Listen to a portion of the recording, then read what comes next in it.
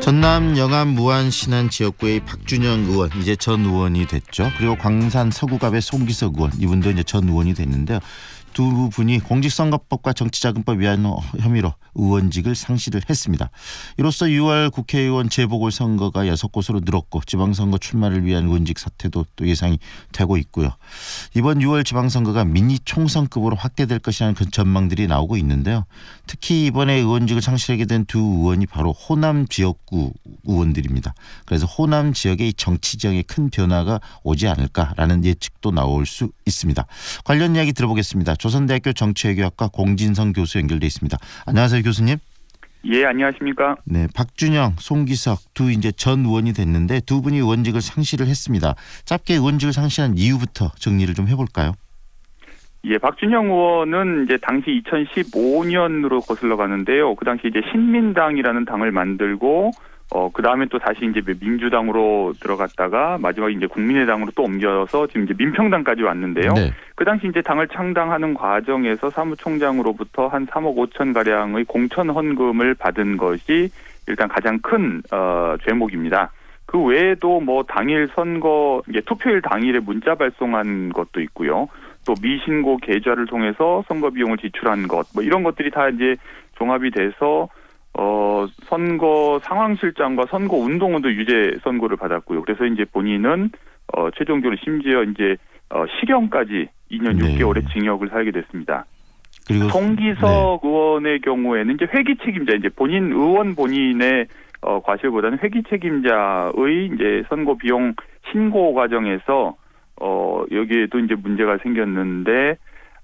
자원봉사자 전화 홍보원 9명에게 수당을 이제 한 819만 원 제공한 혐의하고 미신고 계좌를 통해서 각종 비용 지출한 것들 이제 이런 것을 심지어 이제 나중에 그 감추려고 한 것 때문에도 더 죄질이 좋지 않다고 해서 징역 8개월에 집행유예 1년에 벌금 200만 원 선고를 받았습니다. 네, 이 두 분이 또 이 국민의당 소속, 다시 말하면 호남의 지역구가 있는 국회의원이었기 때문에 이 정치 지형, 특히 호남을 중심으로 많이 좀 변화가 있을 것 같은데 어떻게 보십니까, 교수님? 그러니까 이게 이제 국민의당 소속 또는 이제 민평당 소속, 뭐 하나하나 이제 나눠져 있긴 한데, 그러니까 이 지역에 있고, 뭐랄까. 전 이제 개인적으로 이 지역의 정치적 문화가 조금 좀 후진적인 것이 드러나는 사건이어서 조금 더 씁쓸하게 다가오는데요. 전국적으로 또 봤을 때도 좀 더 아쉽기도 하고요, 더. 예, 그렇습니다. 그래서 이제 한두 석씩 각 당에서 의원 수가 이제 부족한 것만이 문제가 아니라 전반적으로 이런 그 풍토나 관행들을 이제 쇄신하는 계기가 되어야 될 텐데 이제 그런 것들이 이제 제대로 작동하지 않으면 의석수 하나 줄어드는 것 이상의 큰 의미를 가지기는 이제 어렵게 될 것 같고요. 그러나 일단 이제 보궐선거가 치러지게 됐으니까 그 자리가 치열한 경쟁의 대상이 될 것은 이제 확실합니다. 네, 핵심은 지금은 이제 국민의당 또는 민주평화당 새로운 당이 만들어졌으니까 이런 정당 중심으로 호남이 정치권이 형성이 돼 있었는데 더불어민주당이 지금 이제 치고 들어갈 수 있는 여지는 좀 만들어진 거라고 보여지기도 하는데 우리 교수님 생각은 어떠세요?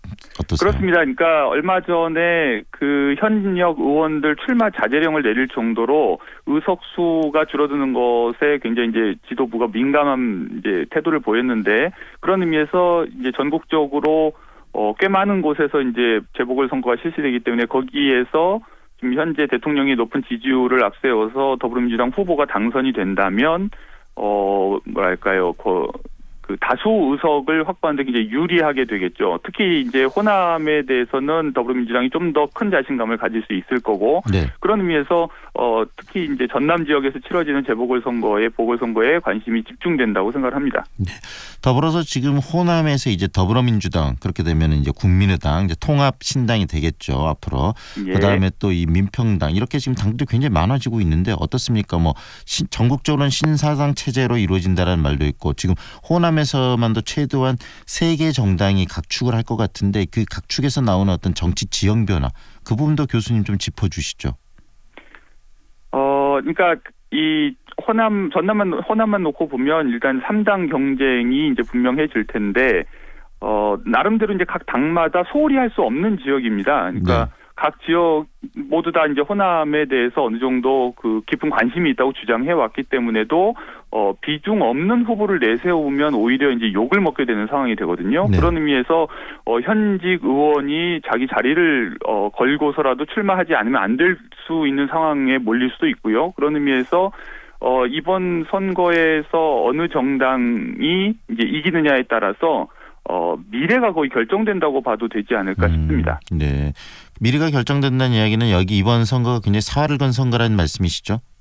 예, 그렇습니다. 네. 특히 민평당으로서는 당선 가능성이 그리 높지는 않지만 그렇다고 해서 소홀히 할 수도 없고 여기에서 또 의석이 계속해서 줄어들게 되는 경우에는 당의 존폐가 걸려 있기 때문에도 굉장히 사활을 걸지 않으면 안 되는 중요한 선거가 되는 거죠. 네, 지금 안철수 국민의당 대표를 중심으로 한 정당과 이 민평장의 또 대결도 볼만할 것 같은데 그 부분에 있어서는 좀 관전 포인트랄지 주요 그 포인트들은 뭐가 있을까요?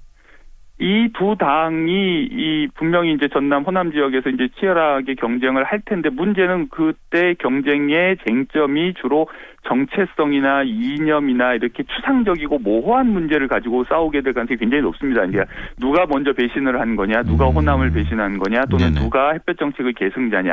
근데 그것은 사실 뭐랄까요, 지역의 유권자들의 구체적인 삶과는 거의 무관한 굉장히 공허한 노선 투쟁이기 때문에 네. 그런 식으로 선거가 흘러갈 경우에 상대적으로 더불어민주당 후보가 덜 관심을 끌 가능성도 있기는 합니다. 그러니까 흥행을 생각하면 그런 식의 논쟁이 그들에게는 필요할 수는 있는데 네. 그것이 선거를 민생을 살리는 쪽으로 맞추는 데에는 좀 역작용이 있을 것 같아서 우려스러우면서도 동시에 뭐랄까요, 모든 유권자들의 이목을 집중시키게 되지 않을까 그런 생각이 듭니다. 결국은 민평당이나 이 지금 국민의당이나 이 좀 더 치열하게 노선 투쟁을 하고 선명성 투쟁을 호남에서 할 것 같은데 그게 호남민들의 어떤 민생과 직결되는 사항은 아닐 것이다. 그래서 선거는 뜨거워질 수 있으나 호남의 어떤 미래에 대한 이야기와는 좀 괴리될 수 있다. 이 이야기신가요? 예, 그렇습니다. 그러니까 네. 더불어민주당이 아무리 뭐랄까요, 구체적인 민생을 챙기는 정책을 내세우고 정책 선거 중심으로 가고자 해도 그 두 당에서 굉장히 뜨겁게 과거를 건드리면서 논쟁을 하면 모든 시선이 그쪽으로 쏠리기 때문에 또 더불어민주당도 그런 식으로 휩쓸려 들어가지 않을 수 없게 되고 네. 그렇게 되면 피해 보는 것은 유권자가 되는 거죠. 네.